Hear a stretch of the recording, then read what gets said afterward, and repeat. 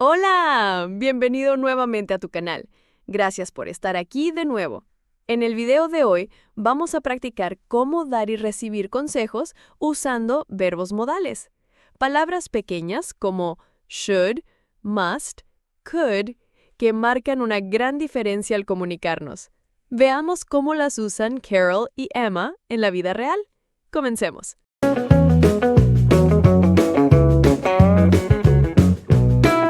Estructura del video. Primero, escucharemos el diálogo con subtítulos en inglés y en español para una mejor comprensión. Luego, tendremos una sección de frases útiles para expresar la función comunicativa principal.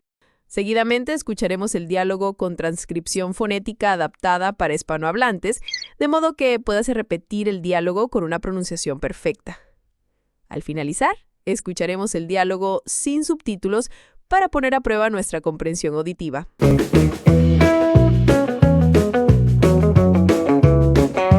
So, Carol, how's everything going? You look a bit tired today. Yeah, I've been feeling stressed lately.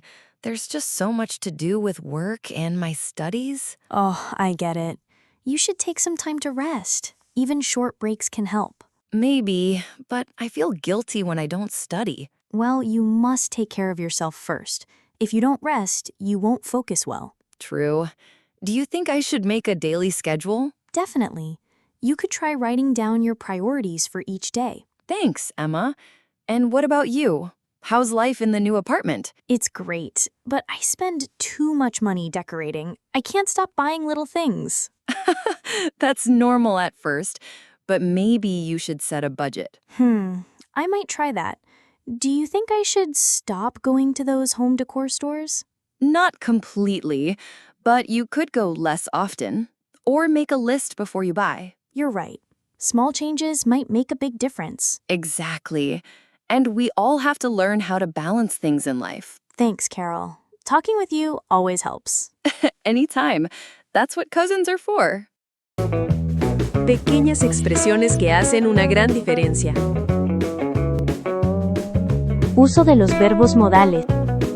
Hoy vamos a hablar de los modal verbs en inglés, esos pequeños verbos mágicos que nos ayudan a dar consejos, expresar posibilidad u obligación. En su forma positiva, nos permiten decir lo que alguien puede, debe o tiene que hacer de una manera muy natural. Vamos a ver ejemplos con should, must, could y might, para que los uses en tus conversaciones del día a día. Should es el modal más común para dar consejos o sugerencias. Ejemplos. You should drink more water.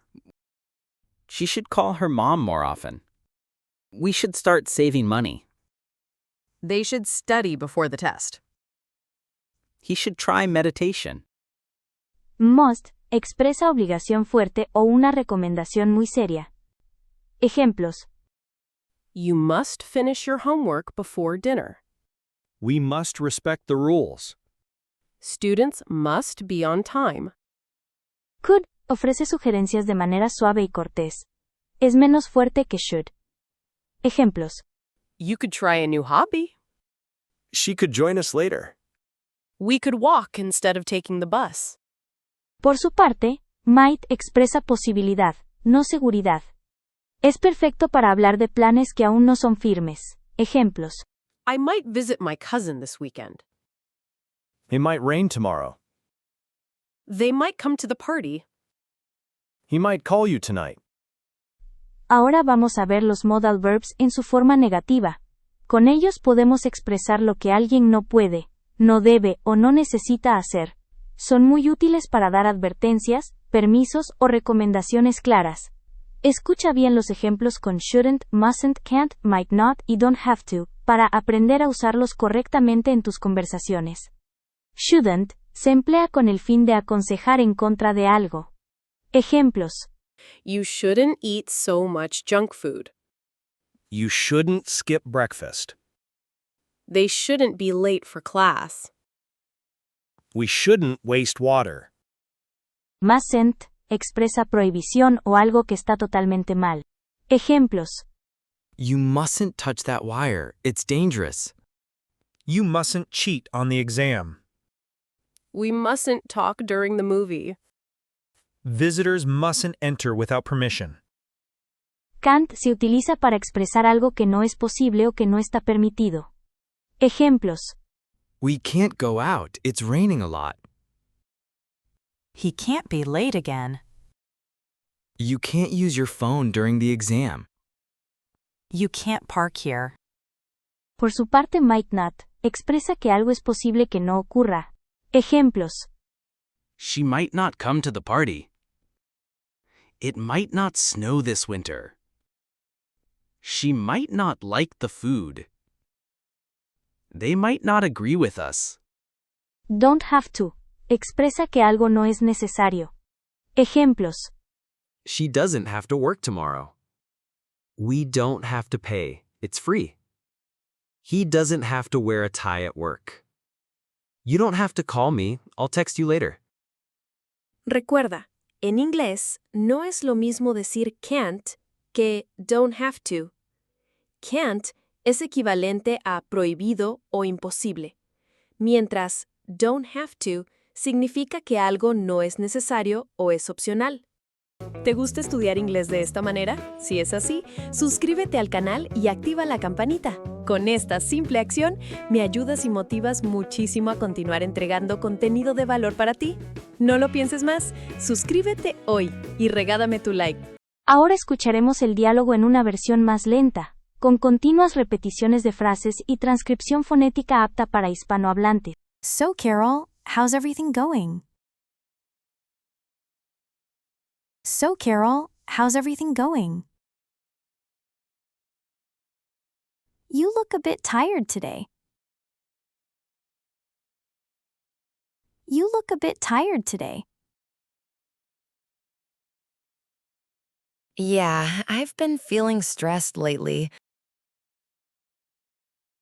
Yeah, I've been feeling stressed lately. There's just so much to do. There's just so much to do with work and my studies. With work and my studies? Oh, I get it. Oh, I get it. You should take some time to rest. You should take some time to rest. Even short breaks can help. Even short breaks can help. Maybe, but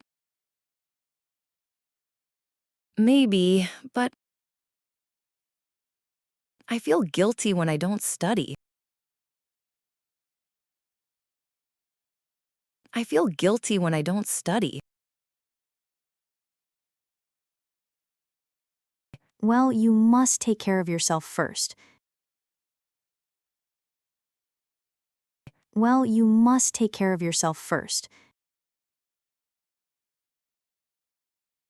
If you don't rest, you won't focus well. If you don't rest, you won't focus well. True. True. Do you think I should make a daily schedule? Do you think I should make a daily schedule? Definitely. Definitely. You could try writing down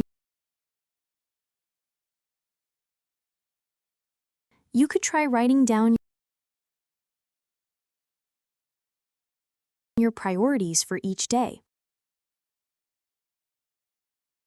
Your priorities for each day. Thanks, Emma. Thanks, Emma.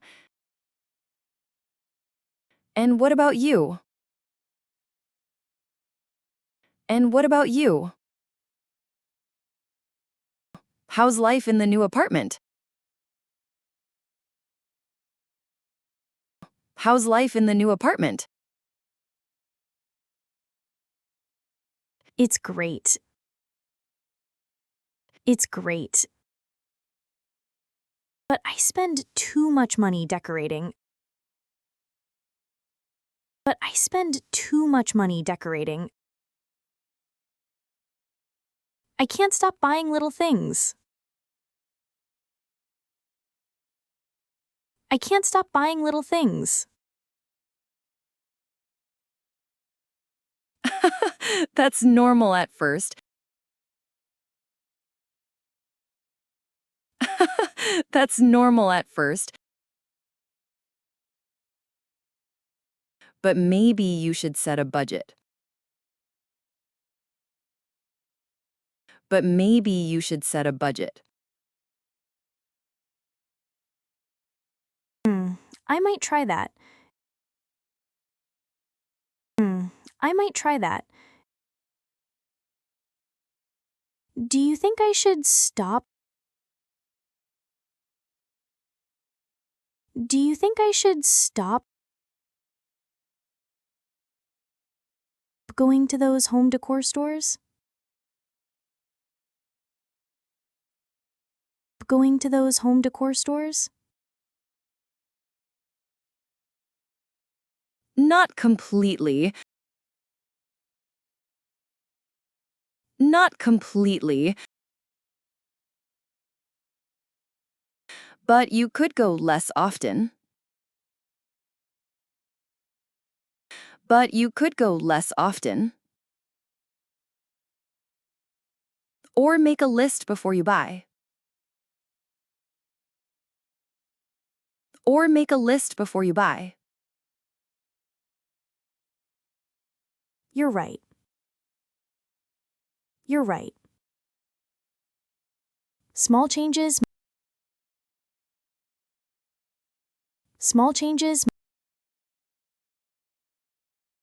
might make a big difference. Might make a big difference. Exactly. Exactly. And we all have to learn. And we all have to learn how to balance things in life. How to balance things in life. Thanks, Carol. Thanks, Carol. Talking with you always helps. Talking with you always helps. Anytime. Anytime. That's what cousins are for. That's what cousins are for. Ahora, escucharemos por última vez el diálogo, esta vez sin subtítulos ni transcripción, y notarás cómo entiendes todo lo que se habla, solamente escuchando. So, Carol, how's everything going? You look a bit tired today. Yeah, I've been feeling stressed lately. There's just so much to do with work and my studies. Oh, I get it. You should take some time to rest. Even short breaks can help. Maybe, but I feel guilty when I don't study. Well, you must take care of yourself first. If you don't rest, you won't focus well. True. Do you think I should make a daily schedule? Definitely. You could try writing down your priorities for each day. Thanks, Emma. And what about you? How's life in the new apartment? It's great, but I spend too much money decorating. I can't stop buying little things. That's normal at first, but maybe you should set a budget. I might try that. Do you think I should stop going to those home decor stores? Not completely, but you could go less often. Or make a list before you buy. You're right. Small changes might make a big difference. Exactly. And we all have to learn how to balance things in life. Thanks, Carol. Talking with you always helps. Anytime. That's what cousins are for.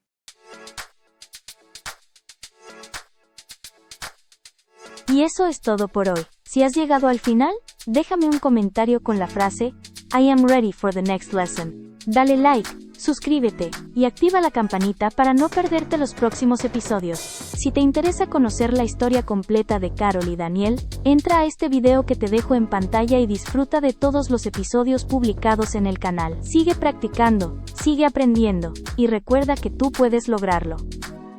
See you on the next lesson.